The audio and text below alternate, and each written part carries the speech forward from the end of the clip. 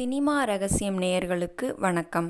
தமிழ் சினிமாவின் இரு இமயங்கள் நடிகர் திலகம் சிவாஜி கணேசன் மற்றும் கவியரசர் கண்ணதாசன்.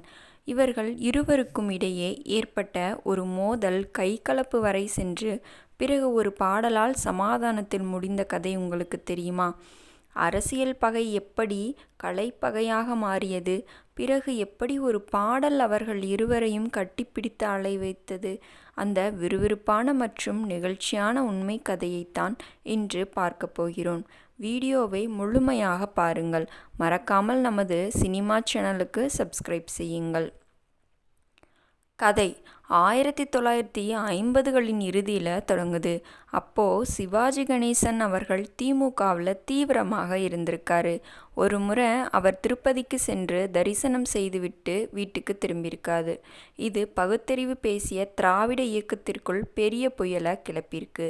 இதை சும்மா விடாத கண்ணதாசன் தன் இதழில் ஒரு கார்ட்டூன் வெளியிட்டிருக்காரு.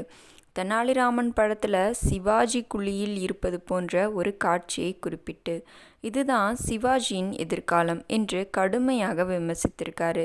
இதை பார்த்த சிவாஜிக்கு கோபம் உச்சத்துக்கே சென்றுச்சு. தன் கரியரையே ஒருவர் கேலி செய்வதா அப்படின்னு ரொம்ப துடிச்சு போயிட்டாரு. ஒரு நாள் வாகினி ஸ்டுடியோவில் சிவாஜி நடித்து கொண்டிருந்த போது அங்கே கண்ணதாசன் வந்திருக்கிறது தகவல் கிடச்சிருக்கு. ஆத்திரமடைஞ்ச சிவாஜி, டே கண்ணதாசா நில்லுடா என்று கத்திக்கொண்டு அவரை அடிக்க துரத்தியிருக்காரு. உயிரை காக்க கண்ணதாசன் ஓடிச்சென்று கலைவாணர் என்.எஸ். கிருஷ்ணன் அறையில் தஞ்சமடைஞ்சிட்டாரு. அங்கே வந்த சிவாஜியை தடுத்த கலைவாணர், அவன் எழுதினால் அப்படியே நடந்து விடாது போடா என்று சிவாஜியை சமாதானப்படுத்தி அனுப்பி வச்சிருக்காரு. ஆனாலும் அதன் பிறகு பல ஆண்டுகள் இருவரும் பேசிக்கொள்ளவே இல்லையாம். சிவாஜி படங்களில் கண்ணதாசன் பணியாற்றுவதும் நிறுத்தப்பட்டுருச்சான். ஆண்டுகள் உருண்டோடின. பாசமலர் படம் உருவான போது கண்ணதாசன் தான் பாடல்கள் எழுதணும் அப்படின்னு இயக்குனர் பீம்சிங் முடிவெடுத்திருக்காரு. சிவாஜியிடம் சொல்லாமலேயே பாடல்கள் பதிவு செய்யப்பட்டுருச்சு. பாடல்கள் பதிவு முடிஞ்சு அந்த டேப் சிவாஜிக்கு அனுப்பப்பட்டது.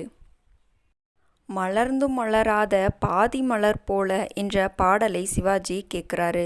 அந்த வரிகளின் ஆழம், தங்கை மீதான அந்த பாசம் சிவாஜியின் கல்மனதையும் கரைத்தது. கோபங்கள் எல்லாம் ஓடிப்போக சிவாஜி அங்கேயே தேம்பி தேம்பி அழத் தொடங்கியிருக்காரு. உடனடியாக கண்ணதாசனை வரவழைச்சிருக்காரு சிவாஜி. கண்ணதாசன் உள்ளே நுழைந்ததும் பழைய பகையை மறைந்து ஓடிப்போய் அவங்கள கட்டி பிடிச்சு கொண்டாராம். நீ சரஸ்வதிடா, நீதாயா உண்மையான கவிஞன், இனிமே எல்லா படத்துக்கும் நீதான் எழுதணும் அப்படின்னு கூறி இருவனும் அழுது கொண்டே சமாதானம் ஆயிட்டாங்களாம். இந்த ஒரு சம்பவம் மட்டும் நடக்கலை அப்படின்னா நமக்கு பாசமலர் போன்ற காவிய பாடல்கள் கிடைச்சிருக்காது. கலைக்கு முன்னால் கோபம் செல்லுபடியாகாது என்பதை இந்த சம்பவம் நிரூபிச்சிருச்சு. இந்த சம்பவத்தை பற்றி நீங்கள் என்ன நினைக்கிறீங்க அப்படின்னு கமெண்ட் பண்ணுங்கள். இது போன்ற சுவாரஸ்யமான தகவல்களுக்கு நம்ம சேனலை சப்ஸ்கிரைப் பண்ணிக்கோங்க. நன்றி, வணக்கம்.